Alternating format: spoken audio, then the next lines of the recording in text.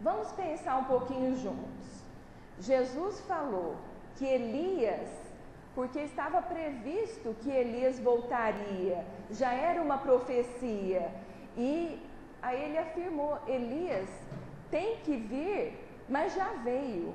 É da lei que ele venha, mas ele já veio. E aí nós temos o João Batista, que é a reencarnação de Elias. E eles já tinham essa intuição na época. Jesus apenas confirmou a reencarnação. E aí nós temos uma revelação da lei de causa e efeito. Por quê? Quando Elias, que era um profeta, nessa encarnação que ele foi Elias, ele teve uma contenda com os adversários do judaísmo e ele mandou decapitar 400 sacerdotes da outra seita que não aceitavam a crença num Deus único, porque ele era um profeta de Moisés e pregava a existência de um Deus único. Então, nessa circunstância, ele reuniu essas 400 pessoas, representantes de uma seita politeísta, e pediu para eles colocarem fogo numas madeiras, né? Em galhos que estavam ali. E eles não conseguiram. Aí Elias conseguiu embeber esses galhos em água e colocar fogo com o poder da fé. Por quê? Porque ele era detentor de algum tipo de mediunidade que favoreceu esse fenômeno. Só que apesar de todas as profecias que ele fez, da divulgação do monoteísmo, a importância que ele teve na época dele de Elias, ele incorreu nesse erro, porque naquela época era muito olho por olho, dente por dente, e seguindo essa lei, ele mandou matar essas 400 pessoas e aí adquiriu essa dívida com quem? Consigo próprio. E nesta encarnação, que ele veio como João Batista, que foi o precursor de Jesus, ele abriu o caminho, preparou espiritualmente a comunidade da época, daquela região, para a recepção do Messias.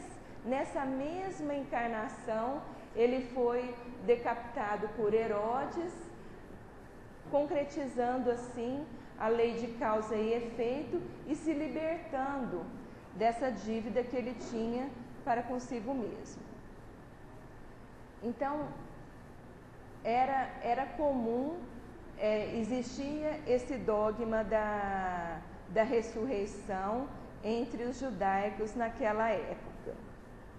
Só que eles não tinham clareza de como se processava.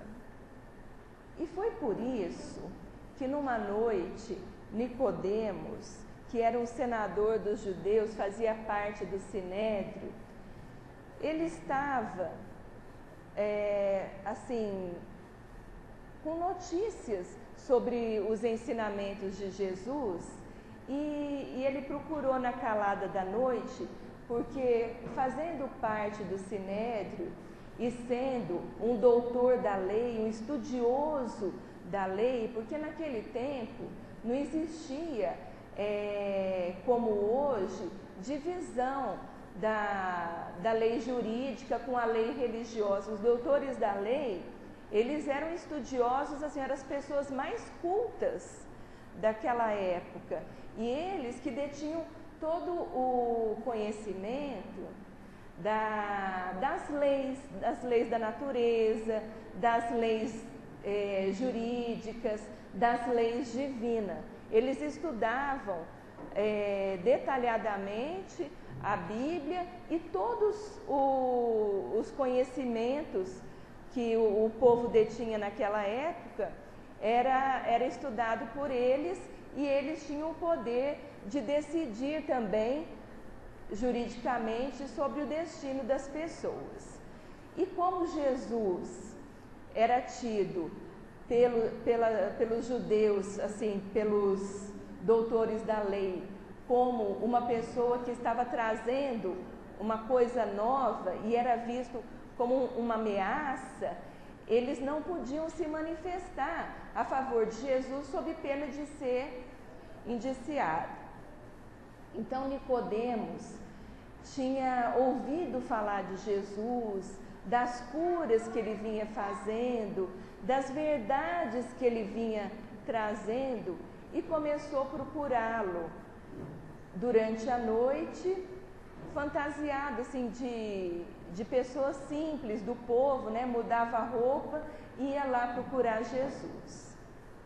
Aí, hoje, quando nós estávamos fazendo a preparação inicial, eu até não ia falar sobre isso não, mas eu lembrei que quando eu estava preparando esse diálogo da noite de hoje, eu estava lendo sobre Nicodemos, sobre essa passagem, e quando ele chegou para conversar com Jesus, Simão Pedro, esse grande apóstolo que foi chamado até de pedra, porque era uma pessoa de princípios muito rígidos, uma pessoa que veio ali para firmar mesmo o evangelho, estava com João à porta da casa de Jesus.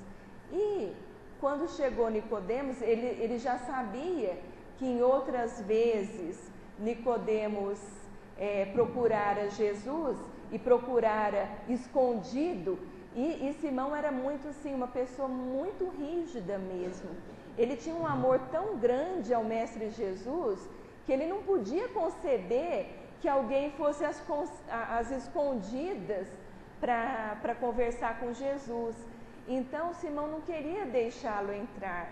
Ao lado de Simão estava João, o apóstolo, que a gente pode considerar o apóstolo mais humilde, porque a gente vê nos apóstolos de Jesus a nossa representação. Cada apóstolo representava as várias personalidades, um responsável pela firmeza, outro pela humildade, cada um com a sua característica. E então João, vendo essa reprimenda de Simão Pedro, fala assim: não, espera um pouquinho, porque Simão falou para ele: não, o mestre já foi descansar, ele está muito cansado, não pode te receber. Aí João, com aquele jeitinho dele, falou assim: espera só um pouquinho. Foi lá e perguntou para Jesus, e Jesus, com aquele seu amor tão grande, recebia todos. Jesus nos recebe até hoje, em qualquer momento que a gente o procura, em qualquer situação, independente dos erros, dos medos, das dificuldades que nós temos. O Mestre, ele está sempre de braços abertos para todos nós.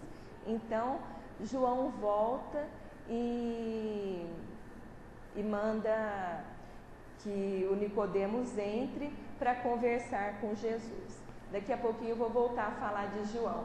Era só para ilustrar a doçura e a humildade desse apóstolo, desse grande apóstolo de Jesus.